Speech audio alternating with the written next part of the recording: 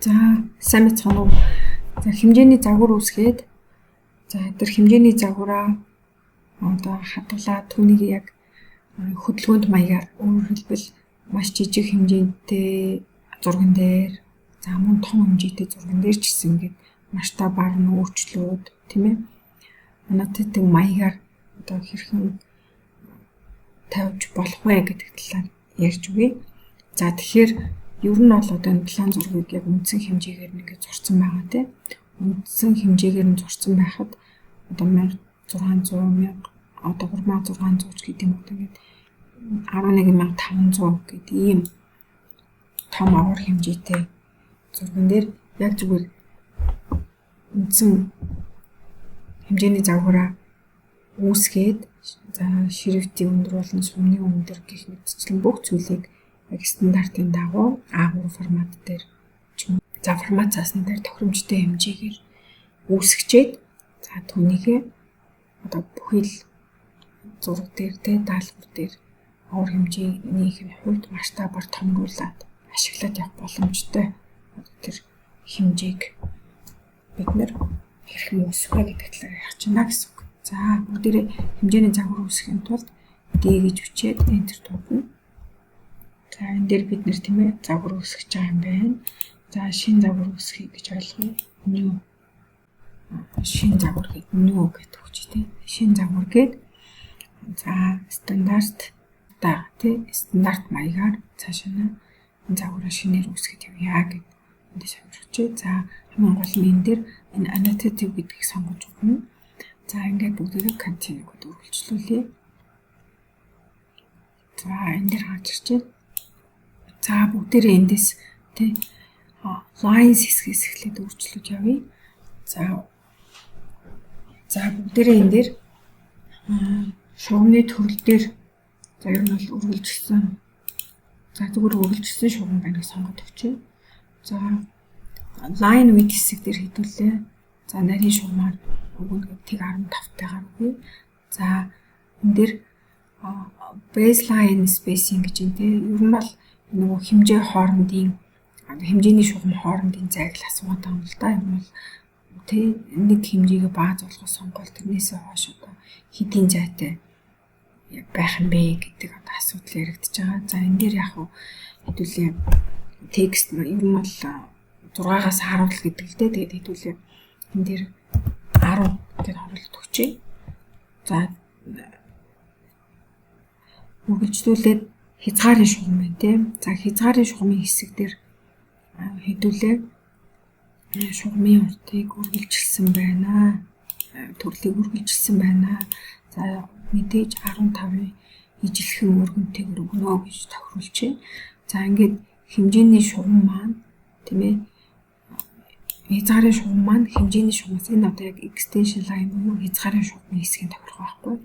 За энэ дээр хэдүүлээ хязгаарын шугам маань хэмжээний шугамаас 2-5 мм-ийн зайтай илүү гарна гэж үздэг. За нэг 2002 гэдэг өгчээ. За тэгэд бид хэдүүлээ одоо яг үндсэн форматад тохирсон тий хэмжээний загвар үүсгэж байгаа байхгүй A3, A4 тийм ээ A2, A1 ч гэдэг юм уу. Тэгээд энэ чинь формат нь өөрчлөгдөж явах байх тийм ээ. Зургийн масштаб чинь бас ингээ өөрчлөгдөөд энэ дээр яг хэмжээ чинь өөр ингээ тий тэр одоо масштабад хагаад өөрчлөгдөх шаардлага гарч ирж шүү дээ. Тэгэхээр яг нэгэн хэлбэртэй ийм одоо хэмжээний загвар үүсгэж тэрийгээ одоо хөдөлгөөнд маягаар тохируулаад яваад авах боломж бүрдэх гэдэг аа л гэсэн үг шүү. За ингээд хэдүүлээ үргэлжлүүлээд энэ дээр за энэ яг үндсэн хэсгээсээ тиг зайтай байна. Яг тий захын одоо хүрээнээс хэдийн зайтай авах гэж. За одоо хэдүүлээ сумны хэсэг дээр за энэ том байгууламжийн сумыг облик маягаар сонгоод авчна. За энэ дээр ямар нэгэн заалт шугам дээр орж ирэх бол ямар тохируулах вэ гэж асууж байгаа. За энэ дээр хэдүүлээ за 3.5 гэх ширхтийн өндрүүдийг сонгож байгаа тийм түүгээрээ сонгоод явчих хэрэгтэй. За энэ доош нь бол одоо тойргийн төв дээр те ямар марк ямар тэмдэглэгээ тавихыг гэж асууж штэ. Ямар одоо тэмдэглэгийн хэдийн хэмжээтэй байх гэж гэдэг юм уу. Тийм текстийг тохируулж үгүй. За текст дээрээ бол хэдүүлээ загвар стандарт гэдэг ингээд загвар үүсгэж. За стандарт загвар нь бол 3.5-тай стандарт загвараа энд шууд бэлэн байж учраас ингээд сонгоод өгчээ. 3.5 гэдэг. За энэ дээр 3.5 гэчихэд энэ текстийн загвар маань гэсэн яг энэ annotated маягаар ингээд дагаж хэмжээнийхээ хэмжээгээ дагаад ингээд адилхан скейлээр өөрчлөгдөх боломжтой байхаар тохируулаад өгчнө. За ингээд энийг хэдүүлээ сет хийчихье. За мэдээж энэ дээр тэ бэлэн загвар байхгүй байвал хэдүүлээ эндээс ISO гэж дуудаж байгаа. ISO per гэж сонгоод энэ дээр 3.5 гэж өндөр өгөөд энэ annotated болгоод өөрчилж өгье гэсэн. За ингээд энийг сет хийгээд yes гэдэг. За close хийлээ. За энэ дээр 3.5-тайгаа сонгож оруулж ирлээ. За ийм байдалтайгаар өөрчлөлт оруулсан. За одоо хэдүүлээ эндээс тийм ээ текстийн одоо зэрэгцүүлэх хэлбэрийг сонгож байна. За энэ ISO стандартыг дагая гэд энэ дээр хэмжээний шугамасаа 1 мм-ийн зайтай стандарт байдаг учраас 1 мм-ийг сонгож байна. За fit гэдэг дээр бол сум болон текст нь аль нь л одоо энэ based тохирохоор сонгоё гэж авч үзье. За тэгээд аль нэг нь өөр ч юм уу сонгох тохиромжтой байдлууд бас тэ ямар ах вэ гэдэг эдрийг бүгд ингэж хөнгөлгөд харах хэрэгтэй. Аль нь хаана яаж байрлаж юм гэдэгтэй превiew хэсэг дээр. За ингээд бүгдээрээ эхнийхээ сонголтыг хийгээд өгчээ. За одоо primary хэсэг дээрээс нэг жин тэгээс хойш хорны таслалыг авч үзээд за энэ дээр бид нэр annotative ашиглаж авч ирсэн энэ дээр одоо factor-ын scale factor-ыг өөрчлөхгүйгээр шууд одоо ингээд окей дараад өгье. За new гэдэг загвар маань энд set гэд ашиглагдана гэдэг аваад өгье тийм ээ. За одоо бүгдээрээ энэ дээр хэмжээ тавьж үзье.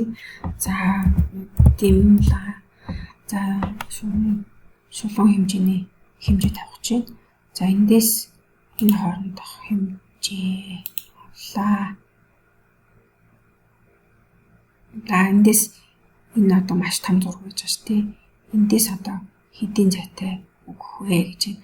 За энэ дээр хэдүүлээ яг нэг ойролцоогоор нэг тий 800 ч гэдэг мөнгө авчих та. За тэгэхээр тэр хавцаа тавигдаж байна тий. За тэр хавцаа тавигдлаа. За тэгсэн чинь энэ одоо хэмжээ маань уг нь бол яг нөгөө хэмжээгээр гарч ирж байгаа 1600. Тэгтээ нөгөө сум маань хэмжээ маань аль нь харагдахгүй байгаа дээ шүү дээ. За энэ бол яг нөгөө тонгоолоод авсан хэмжээ байгаа байхгүй. Одоо энэ бол 3.5-тай.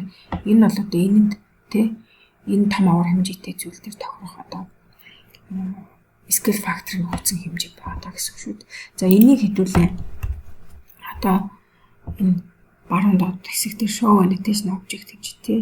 Annotation object энийг хэрэг хаачих юм бол тийм ээ энэ одоо энэ дээр байгаа annotated хэмжээ чинь харагдахгүй гэсэн үг. Тэгэхээр энийг асаана.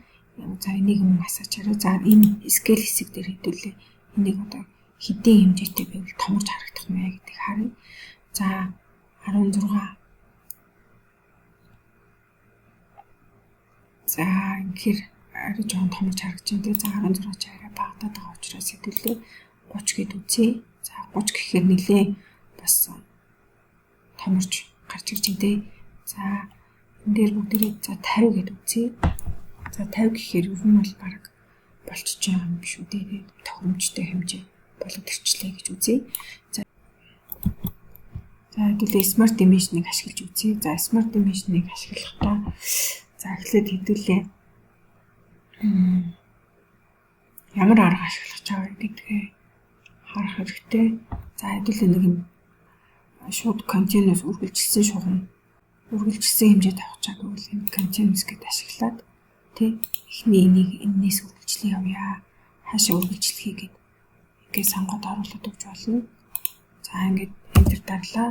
За одоо үргэлжлүүлээд дахиад одоо энэ дээр нэг юм том хэмжээ тавих хэрэгтэй байгаа тий. Smart image аваад за baseline-аар өгч ин гэж бодъё. За хэдүүлээ энэ дээр нэг offset гэ гараад ирж байна шүү дээ. Тэгэхээр нөгөө энэ хэмжээний шугамасаа ямар зайтай байх вэ гэдгийг бас гараар ингээ оруулаад өгч болно. За энэ offset гэдгийг сонгож агаад За энэ одоо бол одоо бид нөгөө 10 гэж тохиролцсон байгаа шүү дээ.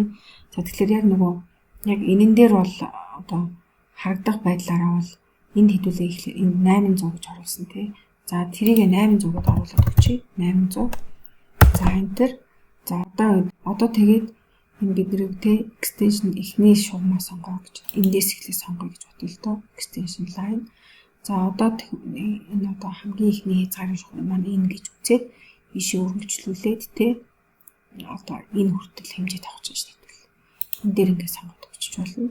За одоо хэдүүлээ эдгээрийг нэг тохиолдсон байгаа layout руу оруулаад харъя. Layout руу. За тэгэхээр бид нар чинь layout нэгийг ингээд бэлтцсэн байгаа шүү дээ. Бэлтцсэн. Энэ рүүгээ оруулж ирээ. За даалгавар оруулж ирэхдээ бид нар одоо layout цаахан дээр тийм ээ. Одоо хэд хэдэн аргаар оруулж ирж болохыг одоо ажиглаж харсан. За одоо тэгвэл энэ дээр бүгдээр харъя. За бид нар insert view гэдээ бас ингэж шинээр оруулж ирж болно. За эсвэл rectangular гэдэг энэ хэсгээс бас ингэ оруулж ирж болж байгаа тийм. За хоёр өөр одоо масштабтайгаар энэ layout дээр оруулж ирэх саяын плана. За тэгэхээр хэдүүлээ layout руу орж агаад за rectangular гэдгийг сонгоч тий. За энэ хэсэгт нэг өөр масштабтай. За дахиад энэ хэсэгт дахиад нэг өөр масштабтай орж ирэх гэж байна гэж бодъё л та. За тэгэхээр за энэ хэсгийг хэдүүлээ нэгийг харьцхан за 50-тай орж ирэх гэж байна гэж бодъё. За нэгийг харьцхан 50-тай. За нэгийг харьцхан 50-тай гэхээр арай тондоод байна уу? За тэгвэл хэдүүлээ нэгийг харьцхан 100-тай болгох чинь. За ингээд за нөгөө за 100-тай болгоод төгжиж тий. За энэ хэсэгт бол харагдана. За одоо энэ рүү хоёр төвшөд оръё. За энийг хэдүүлээ нэгийг харьцхан 50-тай болгоо тий 50-тай. За ингээд тавьчихлаа тий. За ингээд хоёр өөр масштабтай харагдаад байгаа ч гэсэн одоо нэг хэмжээ маань анотод байгаа одоо учраас энэ дээр яаж вэ? Хоёр өөр харагдахгүй байгаа шүү дээ. Яг л нэг хэв харагдаад байгаа шүү дээ. Тэгэхээр энийг л яг анотодын хэмжээ гэж хэлээд байгаа. Анотод байдлаар обжектыг өгөхтэй код ямар давуу тал байна гэдэг нь эндээс харагдаж байна гэсэн үг шүү дээ. За тэгвэл энэ дээр масштабуудыг бас оруулж өгч үзье тий. Масштабуудыг оруулж өгье. За нэгэн төгсгсөн layout-уудаа дээр ингэ томруулж жигрүүлээд бас ингэ өөрчилж болно. За энэ клип хийгээд үзэх юм бол ерөнхийдөө энэ тий энэ обжектоо одоо гадны хүрээгээ сонгочоод тий яг энийг хаагур чинь тий тасалж авах гээд байгаа. Ингээд тий хэрэгтэй хэсгээ үлдээж бас ингээд болтыг. Тэгээ энэ төр тарчиж байгаа тий харж байна. Иймэрхүү байдлаар өөрчилж бас болдог байхгүй. За тэгэхээр одоо хэдүүлээ энэ дээр ерөнхийдөө яг энэний маань скейл нь хэдий, энэний маань скейл нь хэдий гэдгийг оруулж ирээ. За тэхийн тулд нэг юм field гэдэг нэг юм бас command байна. Field. За field голчлон ашигладаг нь за нэг юм нэг object юм тий. Object-ийн хэдүүлээ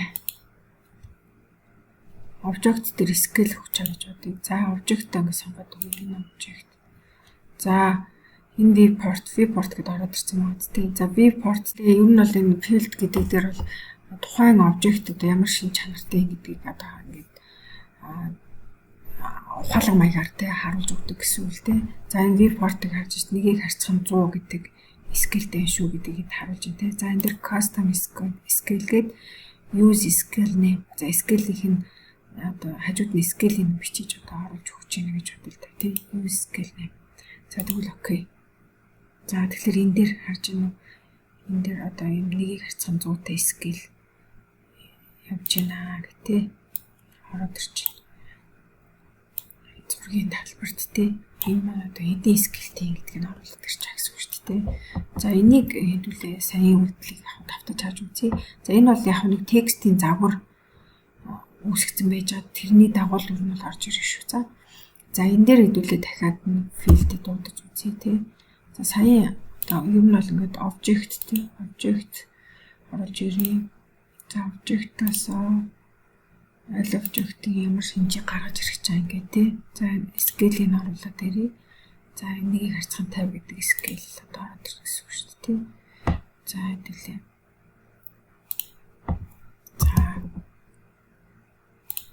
За энийг scale-ийн хэрэгтэй газар нь байрлуулад ингээд өгчөж болно гэсэн үг байхгүй. За тэгэхээр ерөнхийдөө бүгдээрээ иймэрхүү байдлаар annotative хэмжээ тавиад за нөгөө scale-ээр өөрчилсөн хэлбэр нь хадгалагдаад тийм ээ яг эвтэйхэн стандартын дагуу өөрчлөгдөөд ингээ яваад идэх байна. За иймэрхүү байдлаар хэдүүлээ хэмжээг тавиад за мөн layout цанх руу оруулж ирж болох юм байна. За мөн энэ хүрээнүүдийг бас арилгаж өгч бас болно л доо. Энэ давхар гэсэн үг тийм. Энийг хэдүүлээ энэ топ хамруулаад оруулдаг. За энэ ингээд унтарч байгаа унтарсан давхар руу оруулаад өгч байгаа байхгүй. Эсвэл нэг давхарга нээж аваад тэрийг унтрааж байгаа тийм нөгөө давхар руу ингээд оруулаад өгч болдгоо гэсэн үг тийм. За тэгэхээр хэдүүлээ нэг ийм байдлаар нэг ирмэг харагдаад исэн хүрээнд байхгүй болчихж байгаа шүү дээ. За иймэрхүү дуу ажилбарууд бас хийгдэж болдог байгаа шүү. За ингээд эдгээрийг ашиглаад зураад аарай.